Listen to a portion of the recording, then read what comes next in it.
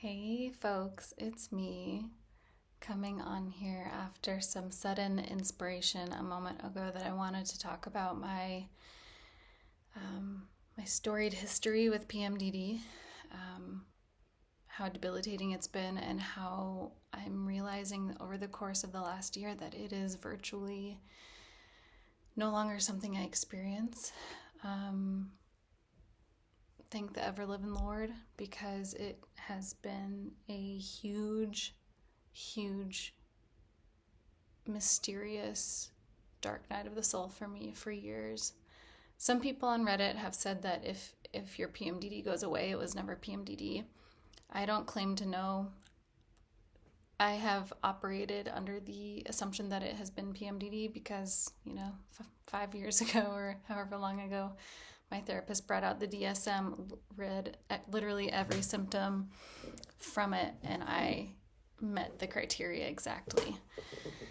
And so from then on, I already knew that was true, but, having an expert tell me gave me more solid ground to be like, I'm pretty damn sure that this is what this is. And I kind of wanted to chronicle some of what I've done that may have led to me feeling better. And I also want to say, every body is different. My biggest request is that nobody shame themselves for being in a place where you can't figure out how to make it feel better. You have tried everything. I see you trying real hard, and how hard it is. It is really hard. Ooh, tears. It is really hard and really hard to want to keep going. And there's nothing bad or wrong about you if you can't fix it ever or just right now. And by no means do I want this video to shame anybody for you're not trying hard enough, you're not doing the right things, you're not healing your trauma enough. I do not feel that way at all. I think people have really tough and unique burdens to bear, and we don't know what's going on inside each person's psychology, microbiome, on the cellular level, in our psychologies, in our,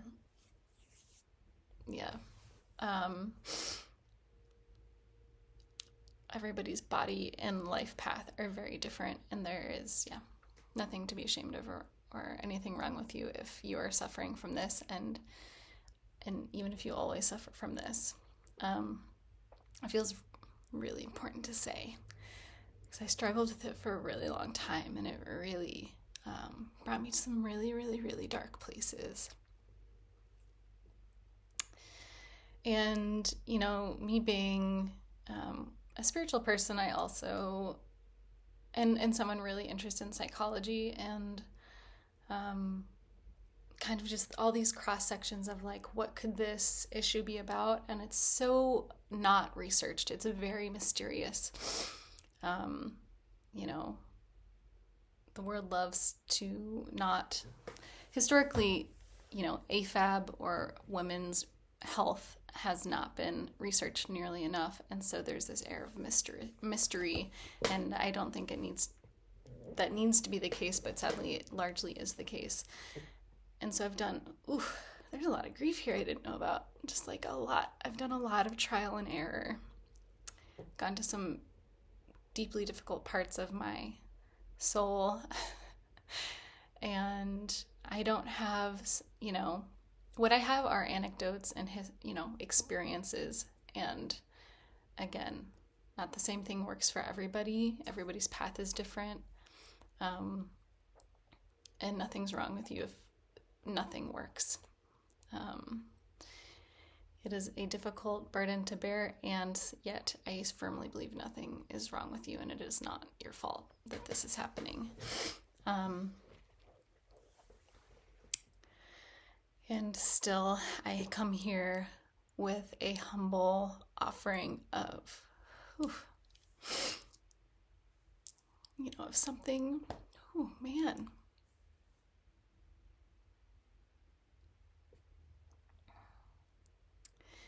of something that has worked for me may also work for you. I really want to offer that. I forget if I've even said for the last year, several months,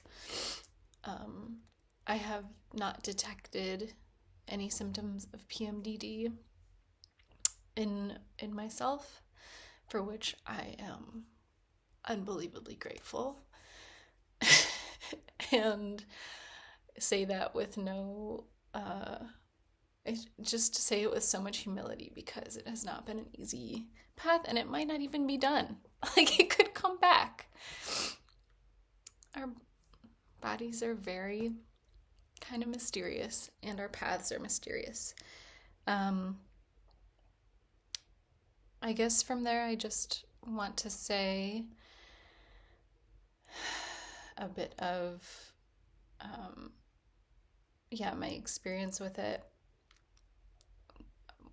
where it's brought me, and then, what I've tried and what I'm guessing worked for me. I tried a lot of things, and a lot of it is trial and error and guessing, and even still, I'm like, I think it was this thing and a combination of this and this and this and this, and still it's like, help me, spirit, to guide me toward,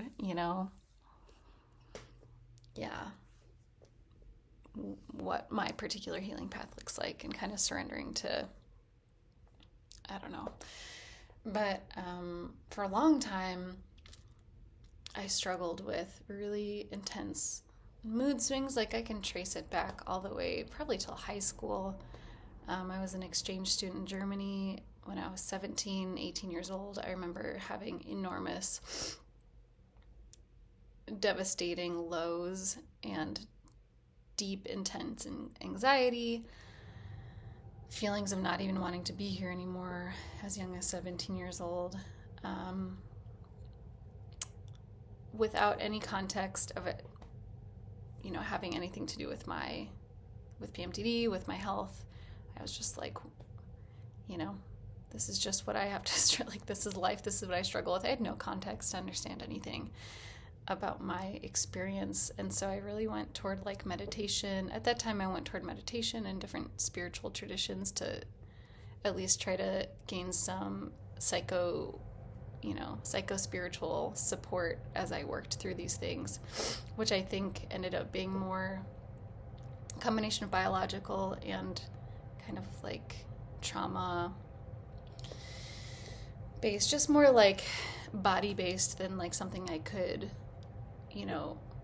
escape through any kind of mental techniques, like, affirmations, or like, things like affirmations and meditation, while perhaps have their place, they don't touch the like deeply layered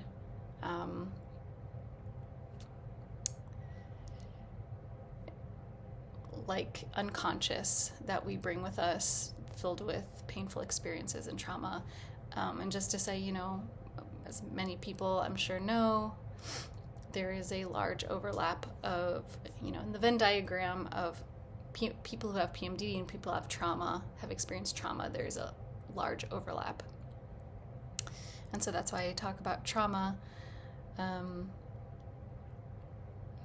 So, 17, 18 years old, memories of just really, really intense anxiety, what I would now call depression, feelings of meaninglessness, that followed me through college. It got really, really, really bad when I was 23, 24 years old, 25 years old. I was living in Seattle. And I remember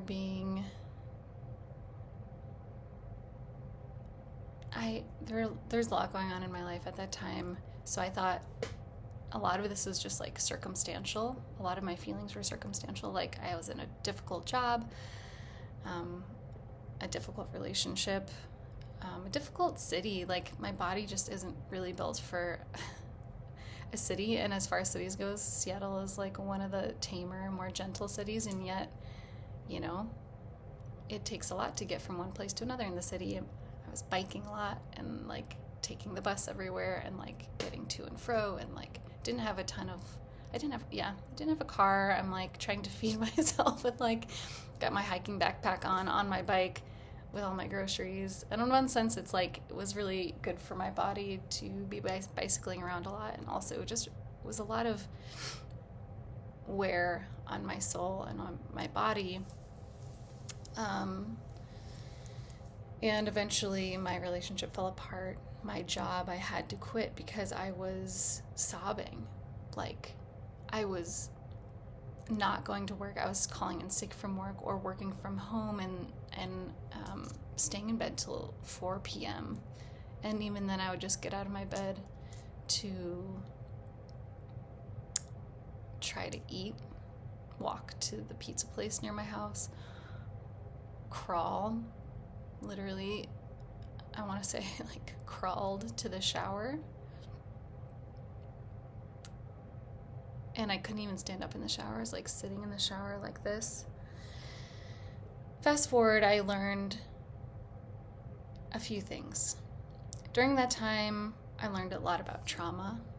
I have, as a lot of female-bodied people do, I incurred a shit ton of sexual trauma.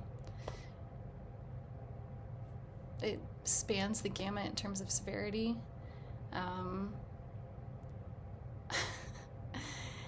When people are like, you've had trauma, or people say like, I haven't had any trauma, or like some like, you know, boomer-aged lovely women I know being like, I've never experienced sexual harassment, and then in the next sentence tells me a very blatant experience of sexual harassment. Like, there's a lot of denial and a lot of like taboo that I think is largely being undone, but just about the concept of trauma. Like, fucking everybody has experienced trauma, in my opinion, to one extent or another, and especially I think especially female-bodied folks experience a lot of gender-based violence and sexual trauma, and so I learned a lot about that during that period of my time, and then I conceptualized my devastating mood swings to being a result of trauma. That's like one part of what it ended up being, in my opinion. I did end up learning about PMDD at that time, but it was just cursory. It was like on the periphery. I didn't realize to the extent of how literally, like, I wasn't tracking my cycle at all at that point. By the way, highly recommend people track their cycles, meaning track daily how you feel on each day and start to see the patterns. That's like one of the biggest recommendations I have, so you can start to ask yourself, do I have PMDD? Like, I started noticing that I would have these rage fits on day like 19, 20, 21 while I was sleeping. There's just these patterns that I noticed, and that it's just second nature to me now. Like, I gotta track my cycle. There's so much juicy information in there that can lend toward your healing and just your self-knowing of your body. Fast forward, I found out I had been vegetarian for 16 years. When I finally moved back to my hometown after living in Seattle, after just complete breakdown of body, mind, and soul. Complete breakdown. I couldn't function. And I came home, back to my hometown, which was a unique version of difficult. And I made a lot of peace with it because I really needed to heal. And I found out, I got a lot of lab work done, and I found out I had been severely deficient in iron for probably my whole life, my whole menstrual life. Probably being vegetarian didn't help, but my hematologist has been very clear that According to him, he thinks that it's due to my bleeding, like the amount that I bleed every month. I'll put my thoughts on that aside for now, but I found out that I was severely iron deficient, anemic, and that was, trauma was one part of the puzzle. Being severely iron deficient was another part, a major part of the puzzle for me, finding out why my lows were so devastating, why my mood swings were so devastating for so long. I ended up getting, my ferritin was at like a 6. It's supposed to be, ideally, it's supposed to be like in the hundreds. Maybe it was a 7. And I was prescribed iron infusions. And I was like, this is the solution to all my problems. This whole time I've just been anemic. I just literally haven't had enough iron in my blood, and not enough oxygen in my body to function. And I think that was largely true. It wasn't the whole story still for me, but it was largely true. Now I get them probably every 6 months. I might start getting them once a month, because just one series of iron infusions, I got Venifer. It helps for a while, and then after like 3, 4, 5, 6 months, it bottomed out again. And so for whatever reason, I keep having to get these, my iron keeps going down, and so I keep getting these iron infusions, which I'm grateful for. And yet that's a question that's still unresolved in my mind, is like, is there a way to heal my recurring iron loss? So I found out about my iron deficiency. I found out I was also really low in vitamin D. That was another small piece of the puzzle. So I was really focused on, keeping my iron up, keeping my vitamin D up, learning about, trauma resolution. I would say the biggest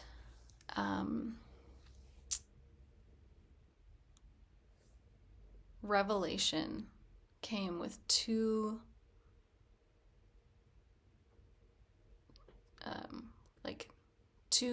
elements. Two things really, really helped. Number one, I started taking Vitex. Vitex is an herb. I was scared to do it at first. I'm very cautious about what I put into my body, and just because something's an herb, I don't think just because something's an herb that it can't have dramatic impacts, positive or negative, on someone's inner ecosystem. But I started taking Vitex. I tinkered with it like some years prior, and then finally, maybe a year or 2 ago, I started taking it. I started taking it every day for a while, and oh my God, that first month, holy shit, I had never felt so good. I felt inspired. I felt social. I felt like nothing could take me down. I felt so good literally every day of my cycle. I was like, what is this wonder drug? By the next month, it kind of decreased a little bit. Next month, And so I was like, okay, I started reading that like taking herbs every day can decrease its efficacy. And so, I started weaning myself off of it and just taking it in my luteal phase, which really, really helped. And by now I only take it, last month I only took it one day. Like I took 1 capsule. I use Gaia brand. And I am someone that's very sensitive to substances in general. And so that's just what worked for me. So I would say Vitex was the most dramatic shift. even when I started weaning myself off of it, even though I didn't feel, well, I weaned myself toward a more moderate amount, even though I didn't feel as amazing, like constantly amazing as I did that first month when I was taking it every day, I got to a point and have gotten to a point where I basically don't need to take it. I took it like one day, and even then I was like, I sense a minor like lull in my energy and mood, so like maybe I'll take it. Let me just say again, Vitex, it's an herb. It's called chasteberry or Vitex. It's called chasteberry because monks back in the day took it to curb their libido. It does not have that effect on AFAB, assigned female birth folks or women, people with uteruses. It does not have the same effect on the libido. I will say that Vitex did shorten the days that I bled from, 6 or 7 days, which is usual for me, down to, well, that's not what I mean. It shortened my cycle from, I was like standard 28 days every single month. And it shortened it down to 22 days when I took it every day. And that kind of freaked me out. So then I took a break for a month. And, I've had off and on relationship with Vitex. But now I just take it kind of as needed. And it's really, my cycle came back to 28 days until I got an invasive procedure recently, and then it messed up my cycle, and now I bleed every 27 days. It's a separate story. So Vitex has been the most dramatic. It from what I understand, it increases progesterone production. Progesterone is the hormone that, that's what increases. So estrogen, in the luteal phase, estrogen, so ovulation, estrogen peaks, and then into luteal phase, it starts to plummet, and then progesterone goes up. So I was like, progesterone's the one that makes me feel like shit. That's not actually true. I think it's just that I wasn't getting enough progesterone, because Vitex actually increases progesterone, and I was feeling amazing.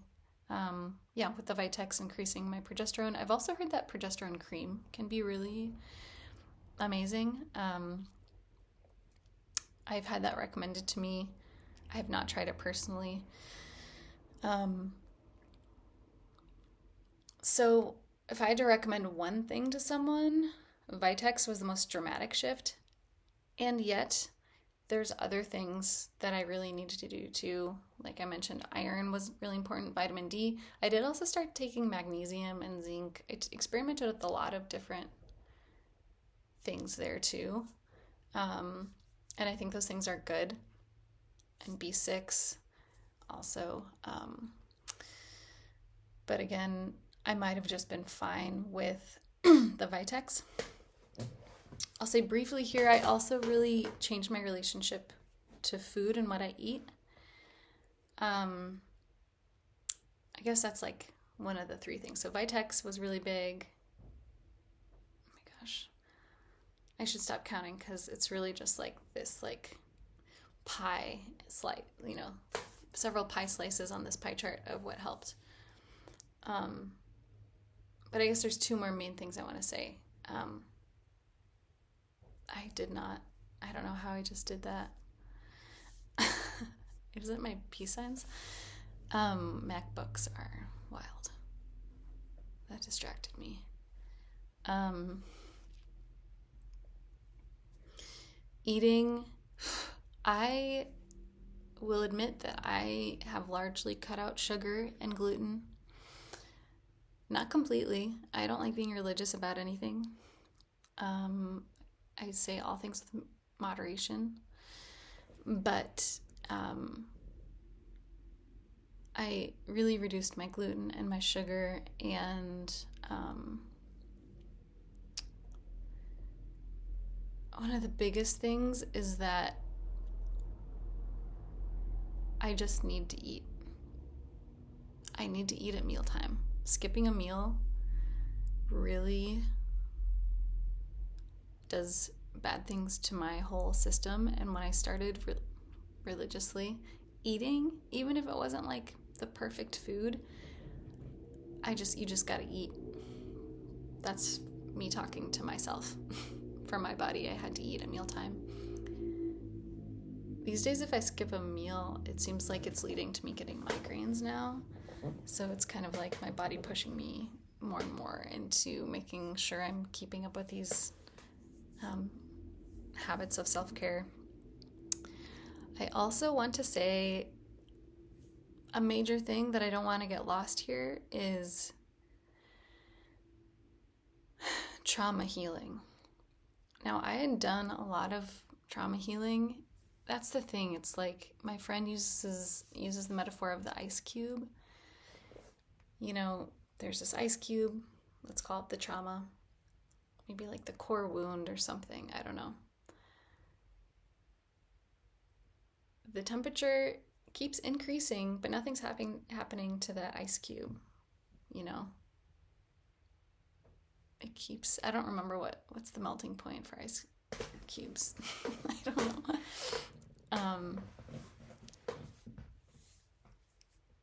And so like for a long time I was doing trauma work and I was like, nothing's happening.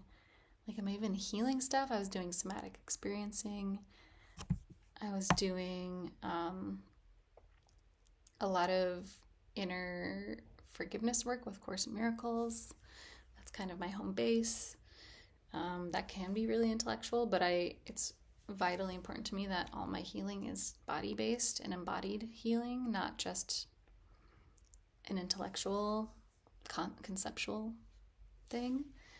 And for me, the thing that got me to that melting point was IFS, internal family systems. And I think that this is really everyone's healing curriculum is very unique to them.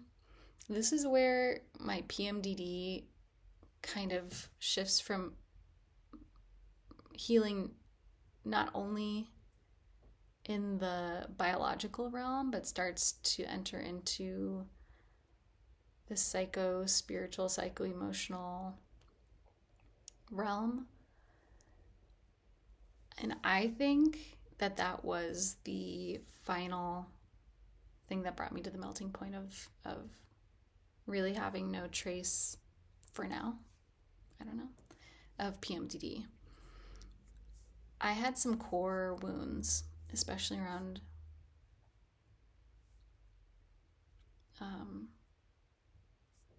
I won't actually say what, but just some core wounds, that trauma that I needed to heal.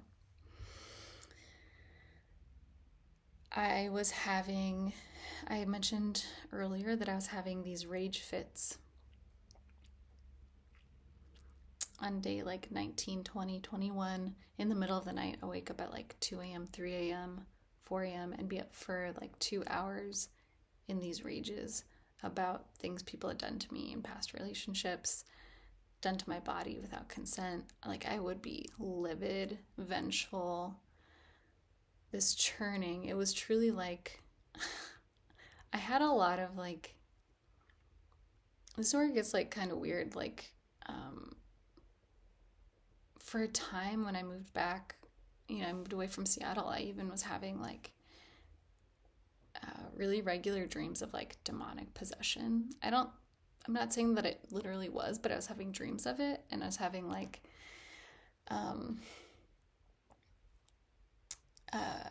sleep paralysis really often. I wasn't having that, more recently in the past year, but I was still having those rage fits where I would wake up in the middle of the night literally seething with anger, and I was like, what is happening? Am I a bad person? I was like, I'm this like sweet, kind, spiritual person in my daily life that, cares about people, and I would wake up and want to do I was like conjuring up mean things I could do to the people that had hurt me.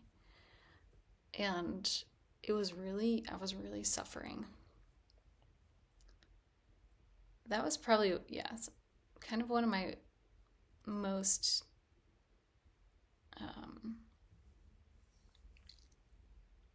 difficult symptoms in recent times.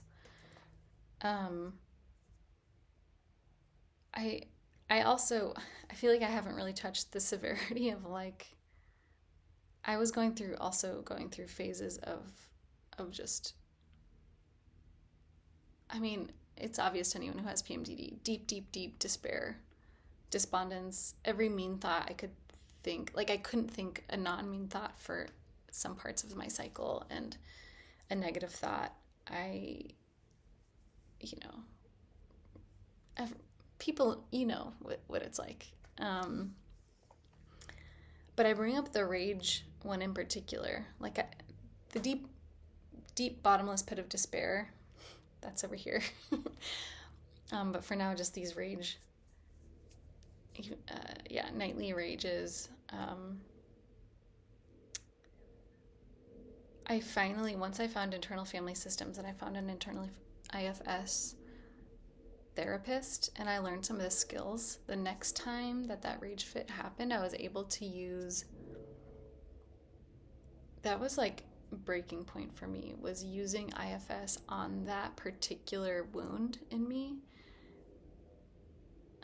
or that particular, to use IFS language, that particular part that was so hurt, so scared, and I was able to sit and be with that wounded part and interact with it using some of the IFS questions. It took like 2 hours in the middle of the night, but I was determined. I'll also say my ability to be with that part is also largely informed by my Course in Miracles practice, which is like,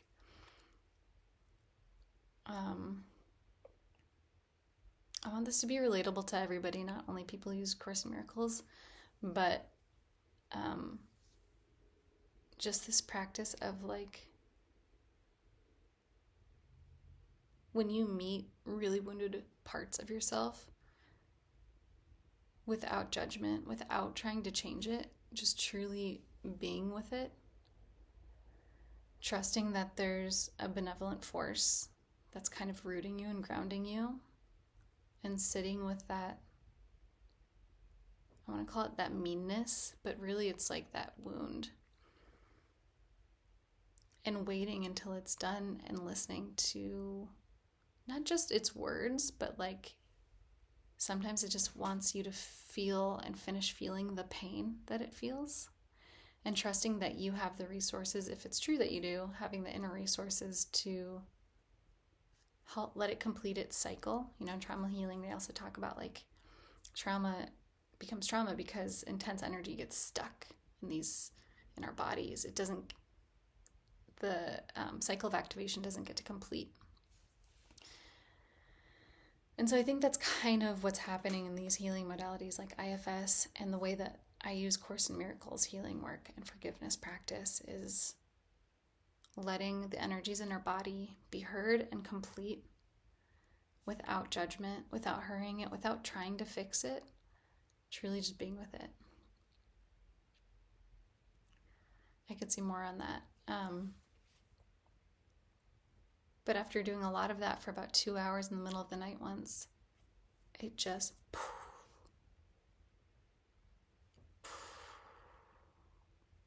dissipated. I was like, whoa, I don't think that's coming back. And it has not.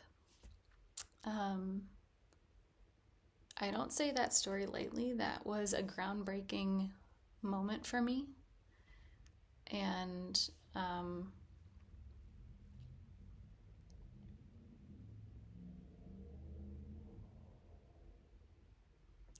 honestly, I think that was kind of the linchpin. I don't know how to use that phrase. It's kind of the linchpin of solidifying a lot of this healing work, like the trauma healing aspect of to work toward a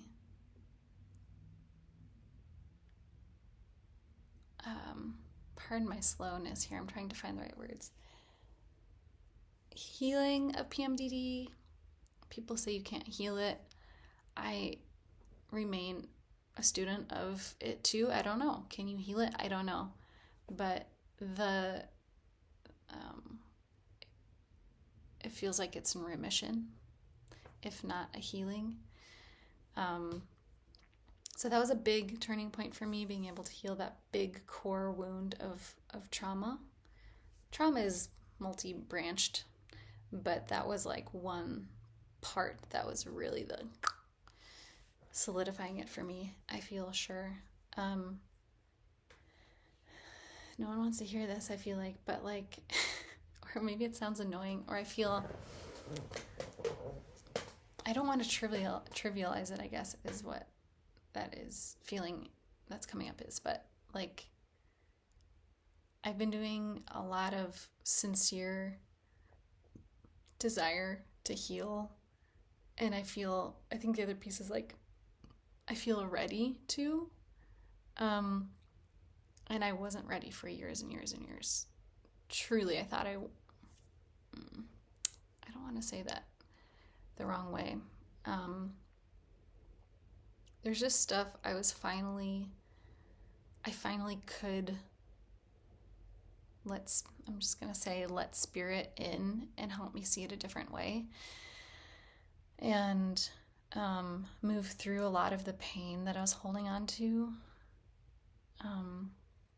And I just want to say, if you can't do that, again, nothing is wrong with you. You should only let go of what you want to let go of when you want to let go of it. And for me, a lot of this was just old pain that I was finally ready to hear Spirit's suggestion of like seeing it differently.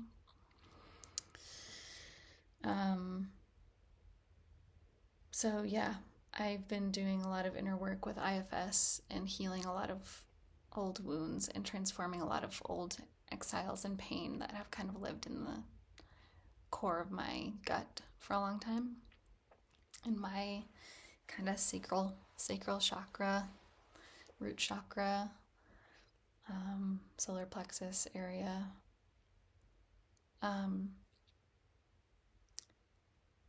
So I guess those are the things that I want to say. Perhaps one or some of those, even if someone just tries out IFS for the first time, I think IFS is an amazing tool. Again, I don't think it will work for everybody. It can get kind of like confusing sometimes. Sometimes the process confuses me still. But that has been a really great tool. I think Vitex, used wisely, can be an amazing support. And then I'll just, again, say the food thing, eating regularly and well. I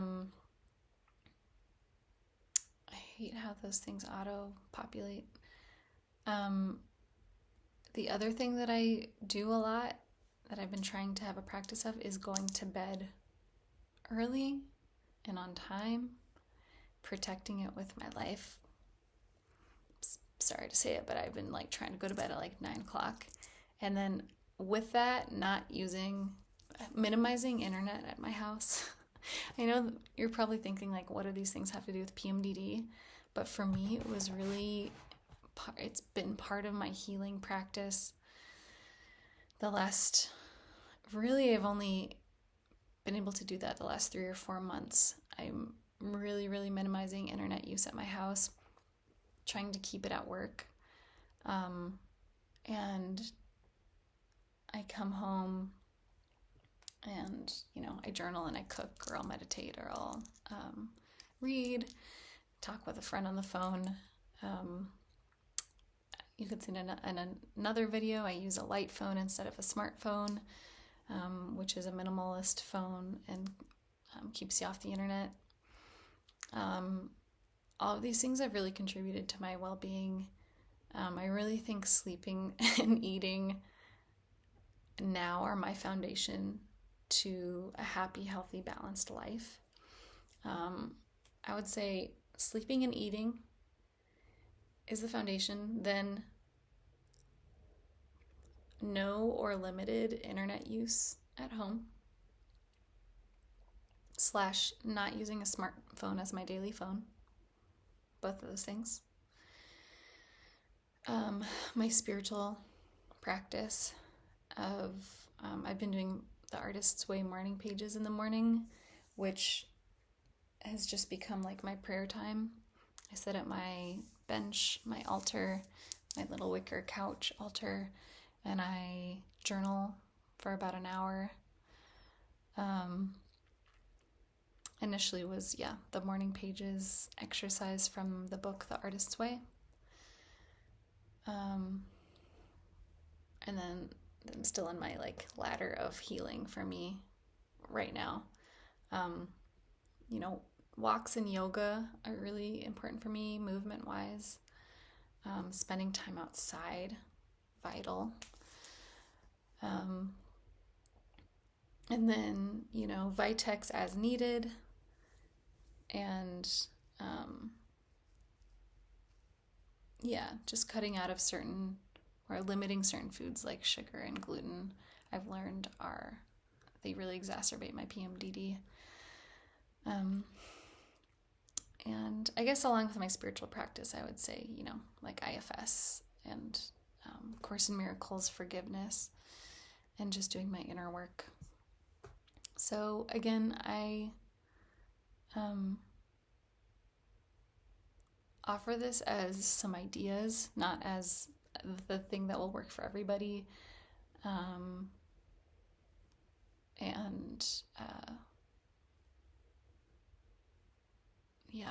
Go at your own pace. Don't force healing onto yourself. Be really gentle with yourself.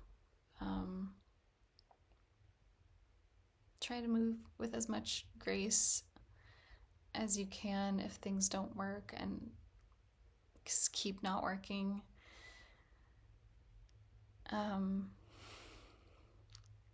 It doesn't mean you're wrong or bad. It's just a really gnarly system of systems that, we're just daily subjected to, and we don't have a lot of healing support systems in place for folks. And so that's kind of my piecemeal for now. And again, it could come back. It could shift. I could forsake all of my practices tomorrow and be back at ground zero. But I just pray and surrender to the great mystery and really,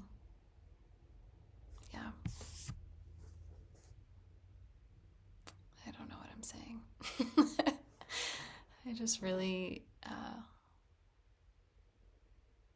wish everyone peace on their journey and a lot of grace for self and kindness toward ourselves, because who knows how to work this thing we call life. Thanks for listening, and I hope something in there was helpful for you. Is there anything else I want to do or show you or say?